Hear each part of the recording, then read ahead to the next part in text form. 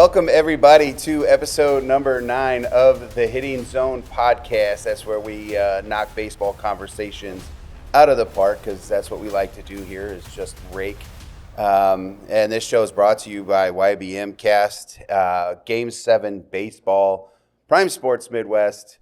We probably have a few others out there that I'm missing, but today I'm super excited to bring on a guy that I met, I guess, about maybe 6, 7, 8 months ago. Just a random conversation on Instagram, and it's kind of led to some opportunities for us as a coach, and lots of conversation. I know we tried to hook up a few times, but life kind of separated us a little bit, not to be able to hook up here in St. Louis. But it's a pleasure to bring on Joe Dushane from Changeup Circle. And Joe, if you could, just kind of introduce yourself a little bit to the fans here in St. Louis. So this area back here is basically production. They do a lot of the artwork back here. They do the production. So any of that stuff that comes in off of, we'll say, our fanware stores, stuff that comes in off the team stores, a lot of the coaches wear, a lot of the last minute, hey, we got to have it in the next 10 minutes stuff. That's all comes back here. This area is where all the day-to-day stuff that comes in really goes through. The retail store is its own little entity. This is where the real work is done.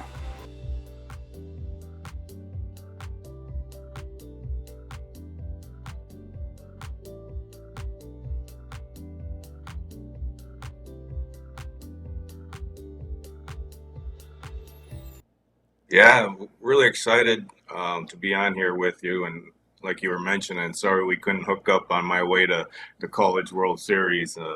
Timing just didn't work. But yeah, so I'm originally from Massachusetts, and I'm now stationed in Southwest Florida.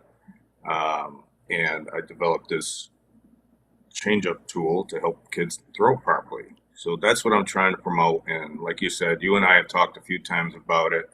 I know you guys have it in your hand, and I'm just trying to get the word out there to help players throw better. Yeah, and I think, and we're going to talk about the product just a little bit, but more so getting into some of the other just details and why this was created. Obviously, it's in the name, right, to help kind of build that changeup. But I think it offers a little bit more to an athlete, male or female. There's different weights that you have.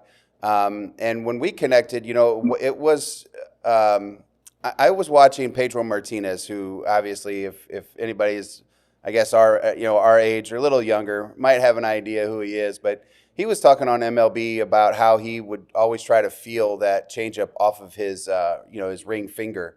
And then I started to kind of start paying attention to it a little bit more, because if I threw it, I try to throw like more of a split change as versus a circle change. And so I didn't really have a good feel for that until he started talking about that. And as I started kind of developing looking for more information, I ran across your product, which I was like, hey man, that really, the width of it, that product looks like it feel good in the hands. Let's have this conversation.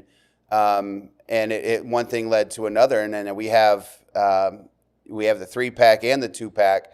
And kind of just talk about a little bit of what the Changeup Circle is, and then I'm going to kind of give my personal feedback on it and how my players, have used this. Yeah, so let's start off with you mentioned the why. So originally, I made this for all my trainees, and all my ball players came to me, and they were throwing outside the baseball. So they would throw me baseballs with slider spin, and I tried to correct that, and I would say do this and do that, and they would still end up throwing it that way. So that's why I came up with this device, to show them, and then, like you were just talking about, create the feel of the pitch. But we use it, all my players have used it for spin efficiency, throwing properly, and staying on plane. First of all, to get into natural pronation, okay? When they're out here, throwing out here and continuing out there, they can't get there. So this is a visual for the athlete. And then once they see it and it's flying right, that's where they start having an understanding, oh, I need to stay behind it. oh, and now I need to activate the forearm to get into my pronation. Okay, they couldn't do it, and I did that with my baseball players and my softball trainees because the softball girls got outside as well. So this did that for them, and as they train through the system, like you were mentioning, there is weights. You know, we have the 8-ounce model for 13 under and a 10-ounce model for 14 and older, and we create that feel through weight. We don't weight train; we create feel. So we're creating that by using the weighted ones, alternating between the baseball and the weighted product. So essentially, I made it to correct the throw, get behind it first, so all my position players can throw accurately, more velocity, better spin efficiency, and it has a true flight.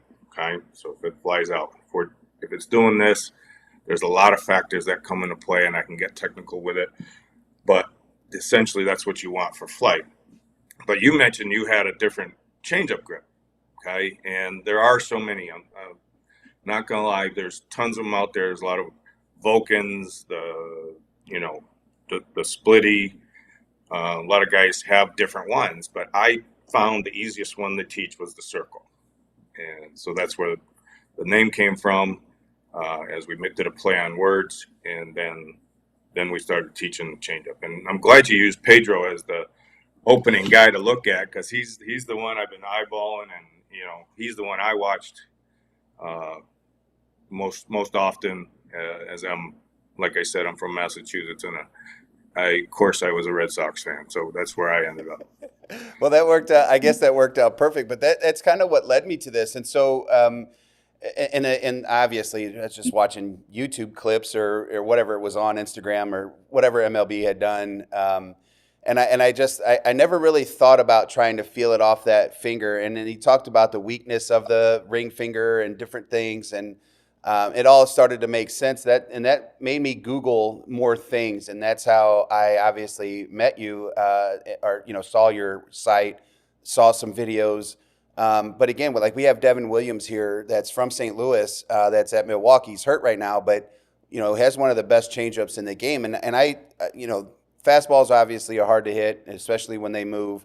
Slider and the changeup, and it's the action of the arm. It doesn't deviate. And I think what I loved mostly about this tool, and I know some of it's designed for it, some of it's the changeup. It was more so the true flight look. We used to take the baseball and we put the magic marker on the baseball or softball, making sure we had the right spin on the ball versus a diagonal spin or something of that nature. And this right here, I put it in my hand. It's the whole hand, and so you could really feel getting behind the ball and making it a true horizontal flight through the air, and just playing simple catch. And so one of the hardest things I always had was trying to teach younger athletes who are deficient, who don't have all that strength in the world, or maybe don't know how to use their equipment, right, their arm, to get behind it. And so, after a while of throwing it out here on the side, kind of like a football feel, and not trying to get into that pronation, that's very difficult. And you always saw cutters, sliders, and kids would complain, I can't catch the ball. He doesn't throw it straight. It's always moving. Well, they're young, so I'm like, okay, let's do this. And then I actually put this in the hands of 10, 11, 12-year-old kids for a couple weeks, just playing simple catch play. Just simple catch play, 30, 40 feet, have a good feel for it. Don't make it wobble, because if it wobbles, like you said, there's a whole bunch of feelings that will make it wobble. And next thing you know it, some of the arm actions got a little bit cleaner. Being able to stay behind the baseball, the way the baseball kind of would run on its fastball. It's not just about the changeup. It is about good throwing mechanics. Is that pretty accurate? Yeah, oh yeah, 100%. And that's the great age group to get thrown properly in the first place, And then once they keep training with it and keep staying behind it, their goal is to get to high school and whatever they want. They'll know what they want from there, whether college, and of course some guys have dreams of the big leagues. So they need to start at that age. And I'm glad you mentioned it because, those kids are going to start three finger on this. They're going to be three fingers on the baseball. Okay. So, but when they go from don't know if I can do it. When they go from this surface and then they go to a baseball, they surround the baseball so much easier. It becomes another comfort thing that we're creating that feel as well. As long as they're getting, like, I can see fastball efficiency, okay, and I can tell if they're throwing me that slider I was talking about. So this helps that for sure, and then we need to get them on it. I'm glad you're using it at that distance to start. They get to see it, they get to feel it, and now they understand. And then when they go to baseball, they can't see that, but they're doing it right. If they're training with it. Okay, so that's the design of it. And we do those short drills, short wrist flexion drills, where we get that and we create that spin so it comes off properly. And when they get outside it, this is what they see. Okay, as soon as you see that, they're outside. So it gives the thrower and the receiver feedback that, hey, I got outside it. And I was just in Omaha, and I had a throwing station at the College World Series, and the kids were doing it right to start. We did little short throws and whatnot. Then I asked them to throw harder. As soon as they did that, they got outside. Okay, so they got to continually train so it becomes a muscle memory and they stay in behind the ball. And this helps that because they get that visual. Yeah, I think it's a tool that helps reinforce just, what we talk about in pitching in general versus so much rotation versus linear, getting extension on the baseball.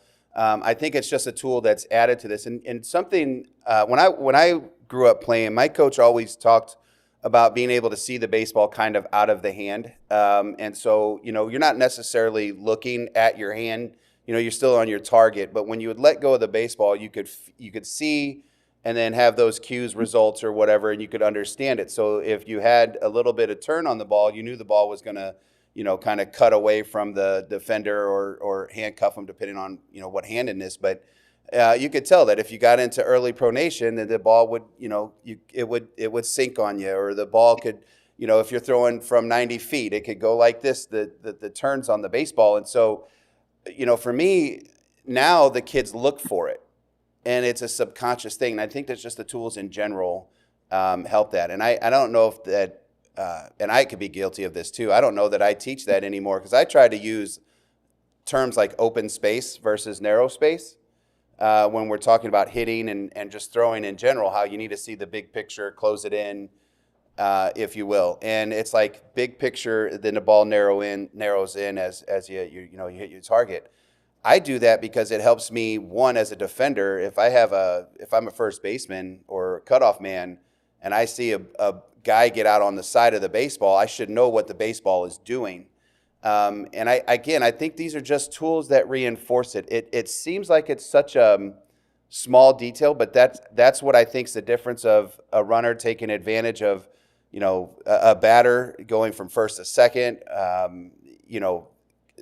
swing and miss stuff or missing barrels. It's small, but it does matter. Which kind of going. Go ahead. So there's two things there. I was fortunate. I was a catcher in my playing days, and I saw so many arm slots, so many spin movements, and that's where I acquired that C that I could pick up all that stuff. And then you touch base on it from fielding perspective. I had a center fielder who could throw 350 feet, but he was all over the place. He either changed whatever he was doing there, holding the ball, whatever, got outside it. And we put him on a changeup circle system, including the weights, which help create that feel. Now he can throw it on a dime. He throws pretty well, and he's now a BC commit. So it's actually he's attending. He's not a commit. He's attending right now. So, but it does that for position players as well, and they do have to see that, and it becomes, if they train enough, it becomes automatic for them. Yeah, the catch play I think has been for our group has been great.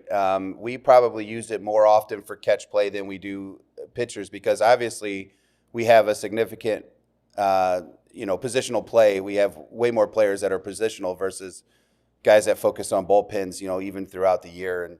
And the weighted system, which I like having these conversations because we think about throwing different weights, plyo balls and things like that. And you have the 5, 8, and 10, correct? Correct. So a Correct. football, I think, is 12 ounces. I think a football weighs 12 ounces, 13 ounces, something like that. Um, It's a little more than that. is Yeah, it? for sure. And Oh yeah. so I always think about like the plyo ball routine, whether you're against it or for it. You know, there's a lot of people.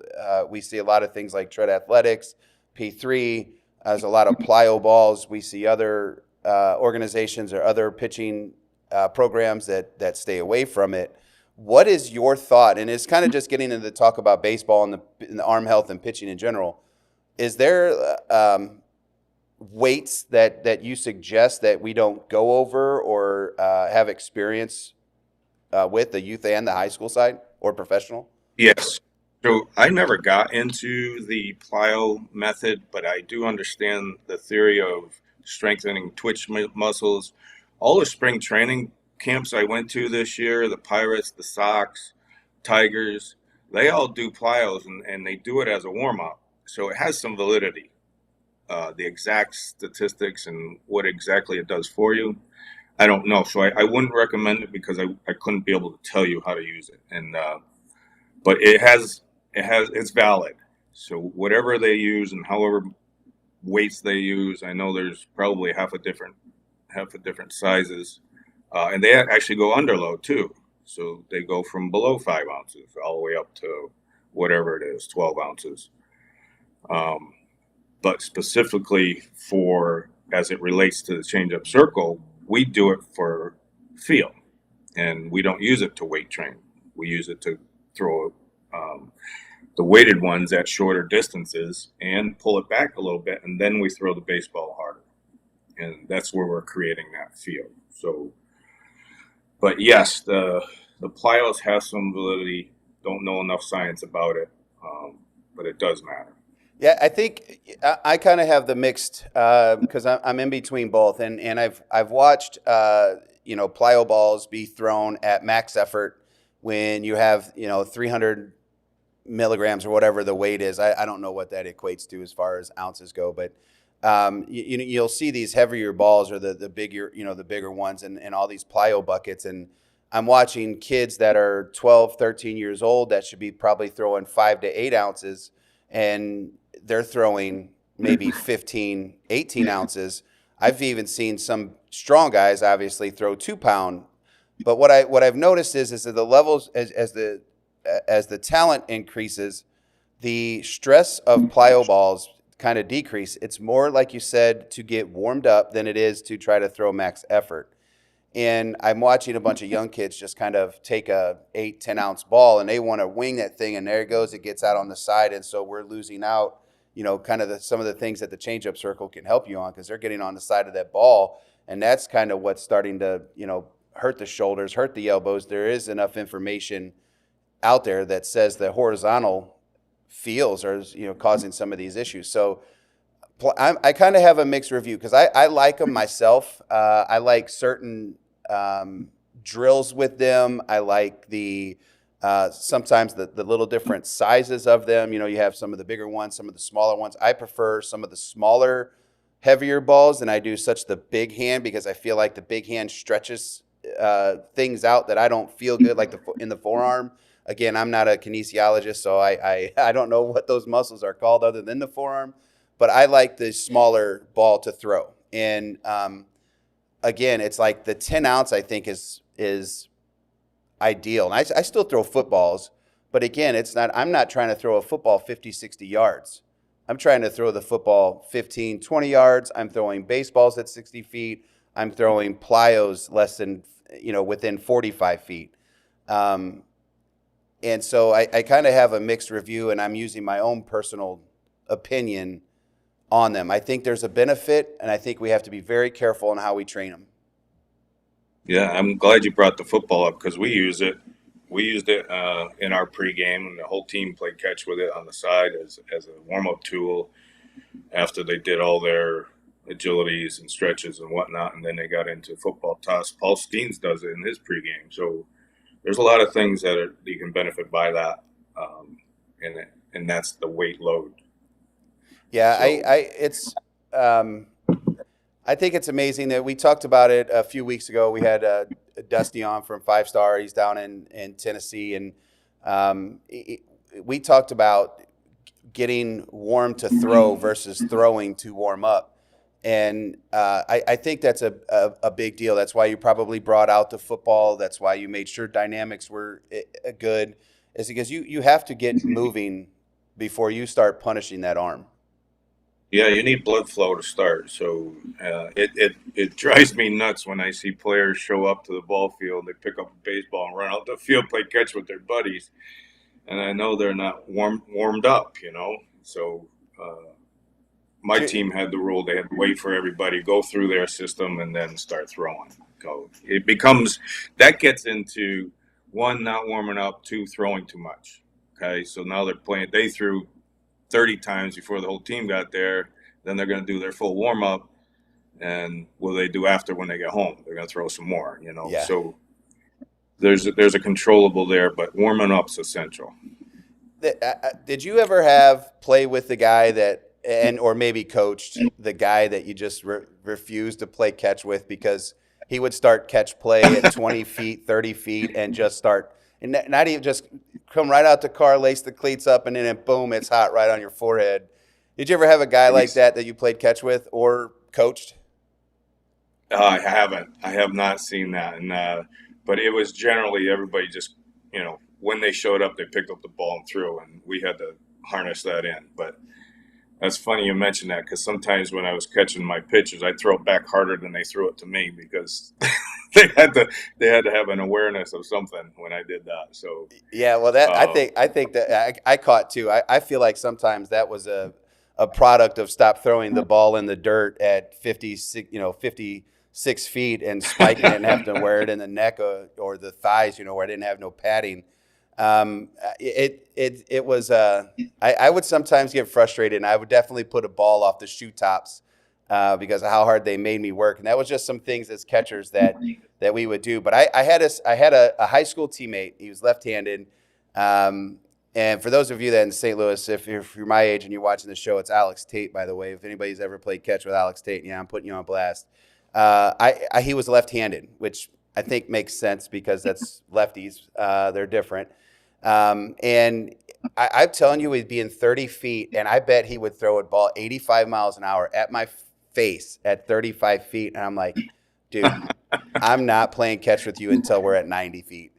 And he always used to get on me. He's like, well, that's what your glove's for. And I'm like, dude, I'm good, man. At 30 feet, I didn't want to play catch that way. And so after a couple of years, we got to be seniors, and he'd want to play catch with me. And he pitched, and I'd have somebody else warm him up until he got to 60 feet, 6 inches. And then I would squat and catch him before the game.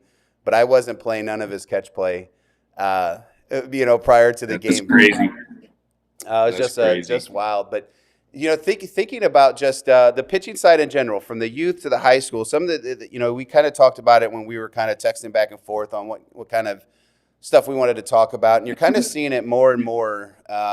It's less in high school or professional baseball, but we're seeing it more in the youth side, pitch counts, and seeing the development over a weekend where a youth kid might throw, I don't know, 140, 150 pitches in a 3-day span. What do you think about some of these coaches that are putting this kind of pressure on kids? And kind of what is the solution, or what potential solutions or ideas do you have on organizations trying to limit pitch counts? Yeah, so there's some great statistics, and I'm going to need to refer to them, but there's some statistics out there that talk about the one controllable is volume. So you can control that, and there's like 60% of parents don't know what the pitch counts are. 85% of the players don't know what the pitch counts are, and then on top of that, 60% of the coaches don't abide by them. So who's overseeing all that? So there's a self-awareness that's a controllable where we can control pitching volume. It's kind of like what I was talking about with players throwing too much when they just walk on the field and then they do a full warm up. I call those ETs, extra throws, and we need to have a control over that. We need to abide by them because USA Baseball, MLB Baseball, they all have guidelines that are listed there, and they even go into how many innings you should throw in a year, right? And there has to be some rest in there. They're recommending 3 months off a year minimum because we become so sport specific that that's all we do throughout the year. There has to be some rest within there. Your throwing volume has to be monitored. MLB has all these people around each athlete that can support them in talking about their counts, giving them massages, making sure they're healthy and going to PT, whatever they need. And it's tough to do with a young athlete. That's why we start by getting them to throw properly. But again, going back to it, one of the controllables is pitching volume, throwing volume. Okay, so if you're going to go to a tournament, there's a week-long tournament, you're going to play 7 games. We need to teach more players to pitch, to take that burden off, your superstars. And, there has to be a mentality that it can't be just all about the win. Right? We need to think about the athletes, especially that group we were just talking about, the 10s through 12s. They're not even in their weightlifting developmental area. That's at 14 and older. So they need to learn the game. It's the mental pieces of it and the little training piece of it. But going back to it, we need to be able to have that controllable done, if that makes sense. Oh yeah, and again, as adults, we have to be the ones that sometimes save our athletes from themselves, because I'm pretty sure, as a former player, and you can attest to this too, is that a coach is going to have to tell you to stop doing something. You will do everything because in your mind you think you're never hurt, or there's never any issues.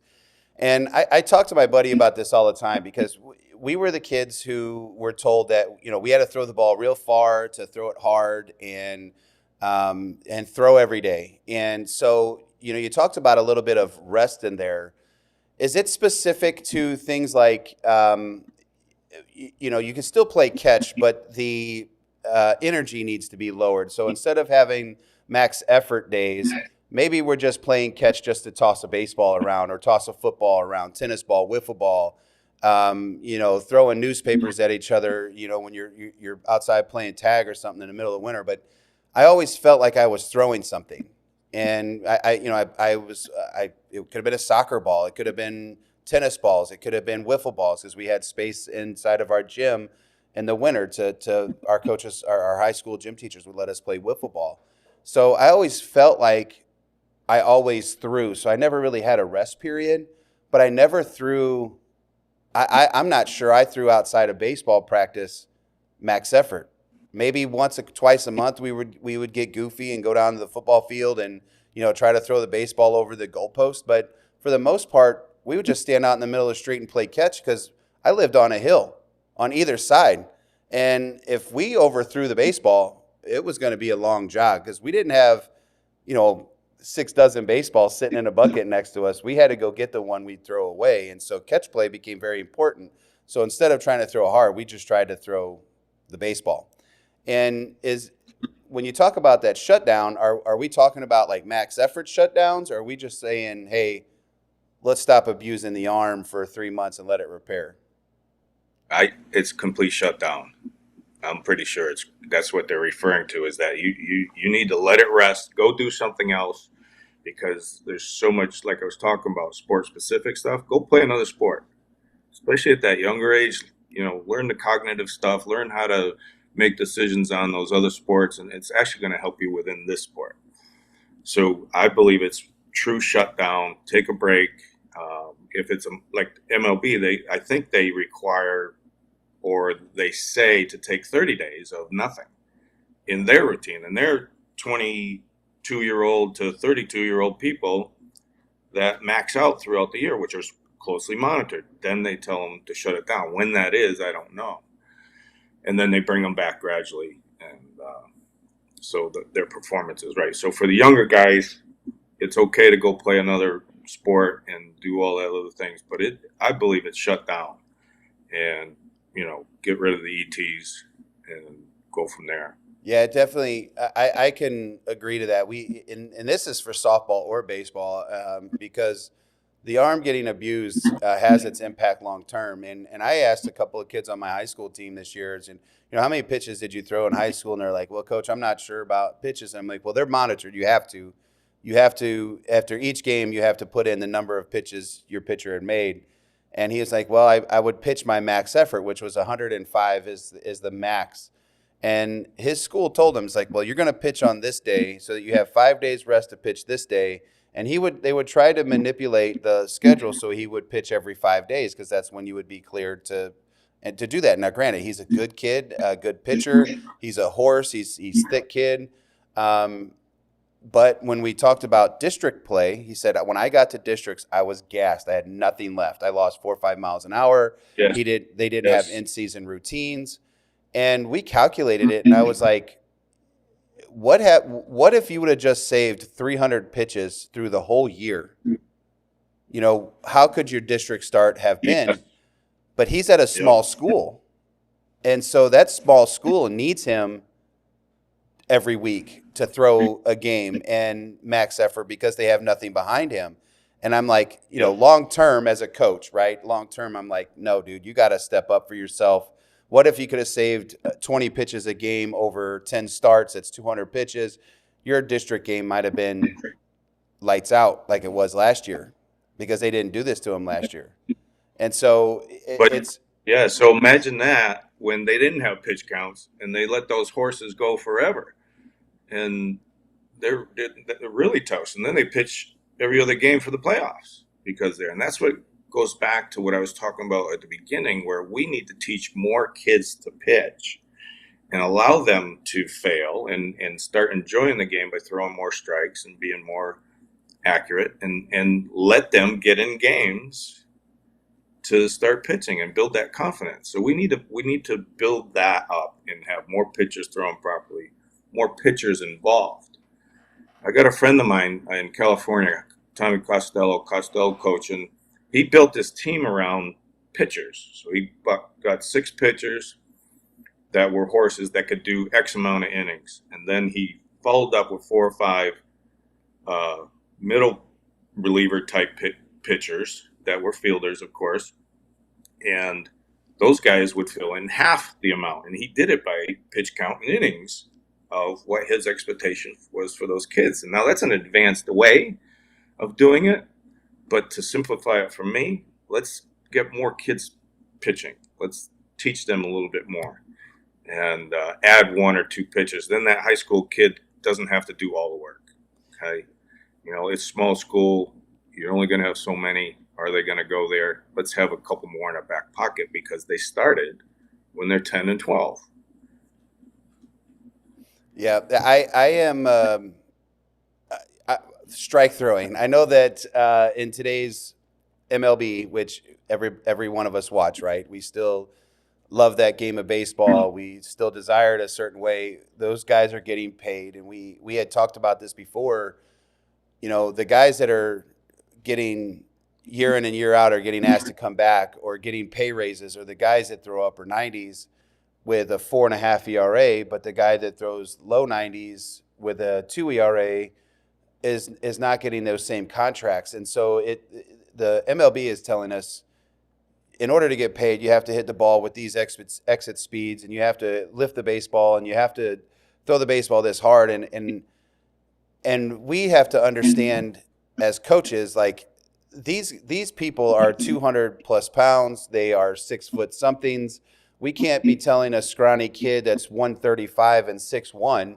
And I know I'm going off I know that's exaggerated, but it's there, right? And some of these kids are that lanky and thin. We shouldn't be asking them to try to throw max effort. We should be focusing on the ability to pump strikes because ultimately we can help them long term. Because if they're throwing 80 pitches in 6 innings, we're doing a darn good job, and our defense is probably alive instead of being bored with a lot of 3-2 counts just because you throw hard. It's tough to watch 4 innings of baseball and there's 80 pitches in 4 innings of baseball in the major leagues. Like, it gets very boring to watch these days because nobody wants to pump. the strike zone. We have Ryan Helsley who throws the ball 100 miles an hour here, and he wants to live off of his slider. It's crazy to me that that's his strike one pitch, his strike two pitch, his out pitch. It's like, man, you throw 100, just throw it right down the middle. And I know that guys can hit 100 in the major leagues, so I know it's much more than that. But I'm a firm believer of strike throwing. Brian, who runs YBM and the Youth Baseball Midwest, we talk about it all the time. Pump strikes, pump strikes, pump strikes. Keeps your defense on your toes. But again, you can get them out. You can get strikeouts by throwing soft.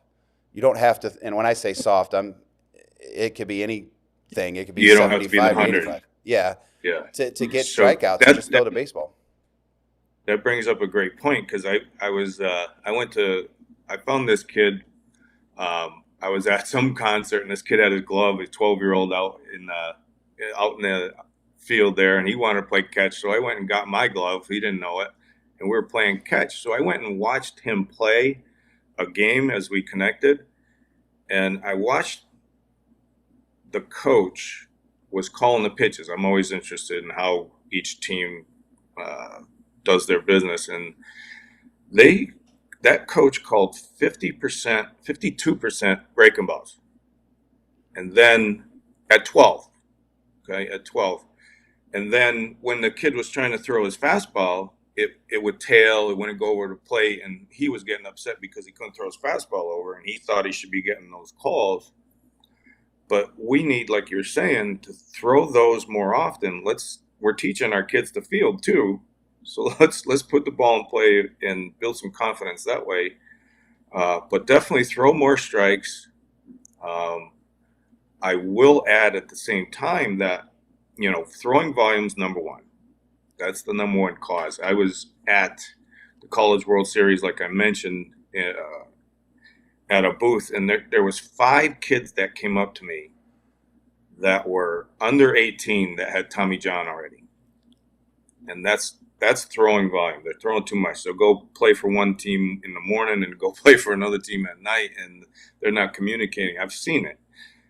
They're not communicating that. So it becomes a fatigue thing. And then a 13-year-old showed me his scar. I said, my goodness, already. And so we need to bring that volume down. We need to throw more strikes, like you were just alluding to, and build some more confidence with some more pitchers. Throw it in there. You'll learn how to spot the ball. Spot the ball. Okay? Add the changeup. One of the biggest factors that could help the young athletes and all the athletes is if you add something to your repertoire, like the changeup pitch, which is same motion as a fastball, your UCL damage goes down 33% just for adding a secondary pitch. So, but you got to be able to throw the fastball for strikes and then start instituting your secondary pitches. Okay? If we can't throw the fastball, that breaking ball is going to do nothing for us. So it becomes a long day at the park, and I always love this because I'll sit on a bucket, and I do this with my kids. I try not to be that guy, and I was when I first got them, so I got back into baseball. I'd be that guy that'd sit on the bucket and be like, hey, throw strikes. And that's like the Captain Obvious moments, right? Like, that no-ish Erlock, So that's what they're trying to do is throw strikes. And so I'll say it every now and then to try to get a kid to laugh, and they giggle. It's like they understand it's kind of a pun. But ultimately, that's what makes the game fun. It's the free passes that create big innings, and why at 13 years old are we stressing high velocity and all that spin? And for me, the high velocity is obviously great, but typically the guys that throw hard are guys that are already outgrowing the age group. And so if you have a 13-year-old kid who hits a growth spurt, who gains 20 pounds, who, gets 3, 4, 5 inches taller, of course they're going to naturally throw harder. They're just starting to get bigger. And instead of trying to take that kid that's mid-sized, that's starting to grow and expecting him to throw 72 to 75 or whatever that is a good, a high number at 13U, it's like none of that translates anyways to high school distances, 60, 90. It all slows down. let's just keep him throwing strikes because that's what he's good at. And we can train. I think we can train to start building the body to start moving faster to be able to throw, that velo or achieve those goals. But I think we need to do it in a healthy manner. I don't think we should just be telling the guy out there, throw it as hard as you can and let that thing just snap. It's like, and you talk about it earlier, 13-year-old kid already has a scar on his elbow. That's wild. I've been fortunate enough not to have arm injuries, but I've always been big. I've always been thick. And I don't know that I also didn't pitch. So I did catch, but the worst arm problem I had was a shoulder trying to showcase myself, trying to pull down as hard as I can to try to throw it that much harder to second base. And I felt a little something in my shoulder that wasn't comfortable. That was a mechanical flaw. If I just stuck to what I was doing, I probably would have been just fine. And strike throwing, it's very hard to be consistent when I'm doing nothing but rotating versus any kind of linear movement. And I just, that's why I wanted to bring you on this show, is just because we've talked about it. The importance of the changeup strickle was to help develop arm getting behind the baseball to help the arm out and be efficient. And that's why I think that relationship has worked, because I still, every blue moon now, but when we first started conversating, it was a lot of information being thrown at me that I was like, okay, I love this. Let me try to go use it. And as much as I liked the information I got from you, I saw something very different. And it's just perception of the tool in itself.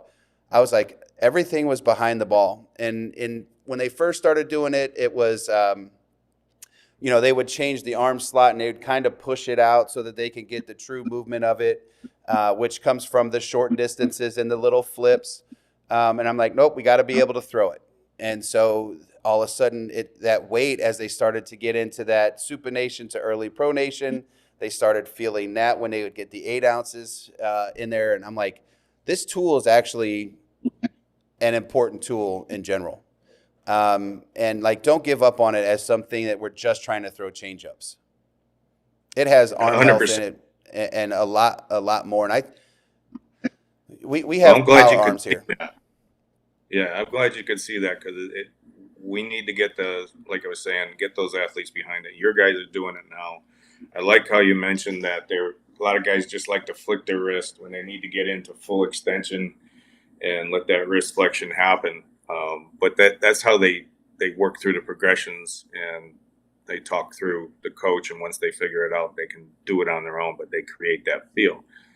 The other great thing is, like I was talking about, my softball girls did it as well, to stay accurate. And I'm excited I have a softball guy doing it now with his pitchers, and he loves it for his pitchers, because they're teaching the feel. They can see the flight. It's really important to him, for his athletes, to see what's going on, and then they're feeling it, because the 8 ounce almost equals a softball, but they're getting an understanding of the wrist flexion the other way, and seeing the true flight that it has for them.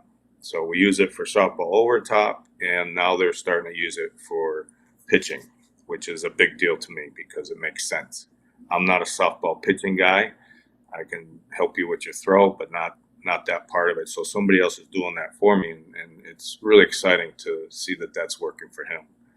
That's pretty cool, because I actually put it in the hands of a softballer, and I'm not sure if you're changing the size of it. But again, it's the tape, the electrical tape on it, or marker. We stopped doing tape because tape would add weight. 10, 15 years ago, we stopped using the tape, and then we just used the marker to try to find spin. And again, I think when we use tools, we have to understand it doesn't have to be max effort to get results and visuals. And I don't know that this is a tool. I know that you can throw it at max effort because obviously it's the weight of a baseball. I find the tool better to be able to just work on the skill set and use it as a tool versus trying to throw it as hard as your baseball or different things like that. That's a personal thing for me. But I'm glad you brought that up, because the 5 ounce can be thrown 100%. We pull these back. We pull the 8 and 10 ounce one back and play catch play up to the mound distance. So very valid point, and that's where we're creating that field. We don't have to throw the weighted ones 100 miles an hour, but you can throw the 5 ounce one into long toss, as long as you're using your lower half and you're staying behind the ball, because it'll show you that you're not.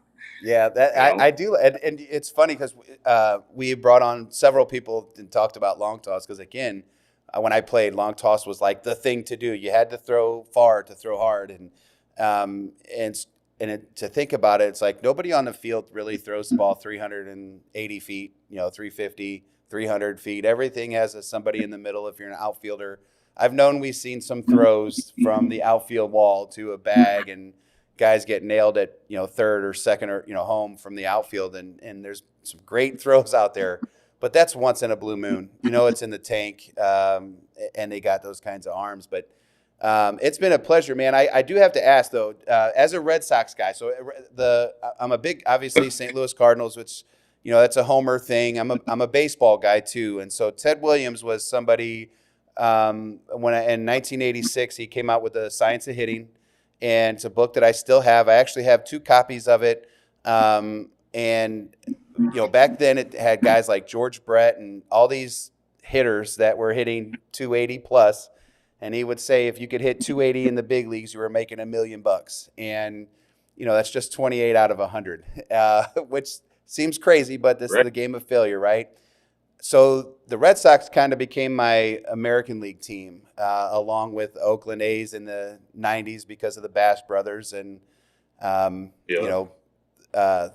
Canseco and Mark McGuire were obviously awesome to watch, but Mike Gallego or whatever his name was at second base, Giargo, I don't know how you said his name, but yeah, Carney Lansford at third, Dave Stewart, the Honeycutts. It was a good time for baseball. So Jaron Duran, and you don't have to say the phrase. Yeah, you don't have to say the phrase that he's been wearing because it's got an explicit word there. Yeah. As an old school guy, what are your thoughts on that T-shirt, the wristband?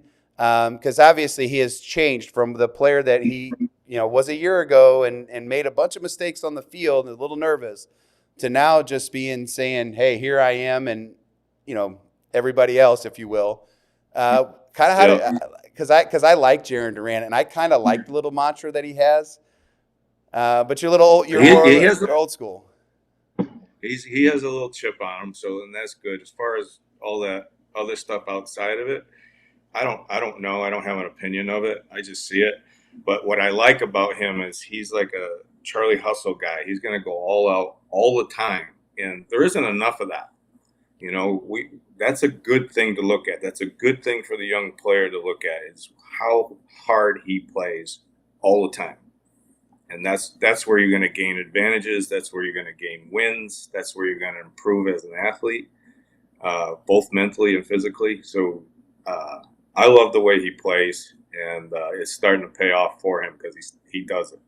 I was going to ask. I got no opinion. Well, it's just for whatever reason, kids. That's what you see on the Instagram clips. MLB and their player rights. They don't let players manage kind of Instagram, so it's other people, managing social medias and putting these plugs in there and these little clips of what his mantra is. And obviously you can Google, people can Google it. It has definitely got a cuss word, so parents be aware of what it is. But what I think that you brought up, the good point is there, the hustle part, right? And that's all he does is hustle. And you think about a year ago or when he was a rookie and he came up, he had a lot of problems playing the outfield. He had a lot of swing issues. And I'm a firm believer that he was told he'd never make it. And so he just said, you know what, I'm going to do one of two things. And he chose the route of, I'm going to play like it's my last out. And he plays like that every day. He plays with that chip on his shoulder. And he has grown a significant amount to become one of my little fan favorites right now in Major League Baseball, just because of the way he plays the game. And he still makes mistakes, but I love the energy and effort. The energy is a big deal because you can carry a team. I use that because that's the way I play. And I used to tell my kids, there's one of you that can play like that and carry your team, put them on your shoulders. And I believe that type of play visually to your teammates is going to show that, yes, this is the way we need to play. Yes, we're going to get some more wins. And hey, look at this guy go. Okay, that creates feed, and they start feeding off of each other. So that's a big Yeah. deal. We're missing that in St. Louis right now with this little thing that they're going through. The play last night or yesterday with Nolan Arenado is a perfect example of that. I don't know if he thought the ball was foul, but as a spectator and somebody that sees it, him give it up on a play late in the game down 6-0, it just kind of gives you that clubhouse vibe that he's like, yeah, you know, and you got Mason Wynn when you're up 10 runs, he's trying to make diving plays out of shortstop, and it's just too it feels like it's a bipolar relationship watching the Cardinals kind of play baseball right now. But Joe, it's been awesome to have you on, man. Yeah. Changeup Circle, can you send our fans to a website or Instagram? Where do our So fans need to go? yeah, go to changeupcircle.com. There's a bunch of information out there. I would encourage you, if you have questions, to reach out to me through the website. And keep this in mind, because some people do reach out and I respond to everybody, but I don't know if they're getting my responses. So check your spam. That's a big deal. We're on Instagram and Facebook at Changeup Circle. Come follow us. We got some fun things going on. And again, like I was saying, we're going to hopefully institute some videos on softball, but I can help you with any of the drills that we're working on and what we're asking of the product. And like we talked about at the beginning there, how much it can help you stay behind the ball. We can talk about, instituting the changeup pitch for your athlete. That's the pitch that's being used more and more. It's almost over 40% of the time some of the athletes are using it as their pitch. So yeah, so come visit us online, and if you need some help, just reach out. Yeah, I've anytime I connect with you, it's within the worst case scenario, it's within hours. Usually it's at your hip, and I could get a hold of you right away, and it started online, and as we've connected through personal phone numbers. So it's been a pleasure. I'd like to add, I'm looking forward to coming out to your place, putting on a clinic, because that's a new thing for me. If your facility wants demos and I can get some product into your players' hands at the same time, we can do full demos at your place and teach your coaches to teach the kids, because that's another thing for me. Another big item for me is how do I teach all these kids at once? Well, I got to get to somebody at first, and they can teach some more. Yeah, let's talk. But thank you for having me. Yeah, let's talk about that, because that's something I'll connect with you after the show. We'll get the show out at 3:00. It is recorded, so we'll get the show out at 3:00 today for you. But again, thank you for coming on, and again to our sponsors for this show and Prime Sports Game 7 baseball. It won't. Oh, tomorrow. I lied. I don't know why. It'll be out tomorrow. But anyways, Prime Sports Midwest, a big sponsor for us. Game 7. YBM. You can find us on YouTube, which I love the YouTube thing. It's so you got to subscribe. There's that bell that's over there to the right.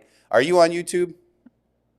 Not yet. Not yet. That's in the works. Those things are in the works, and we're coming up with a whole bunch of stuff for the website, and hopefully graduate over to YouTube. Perfect.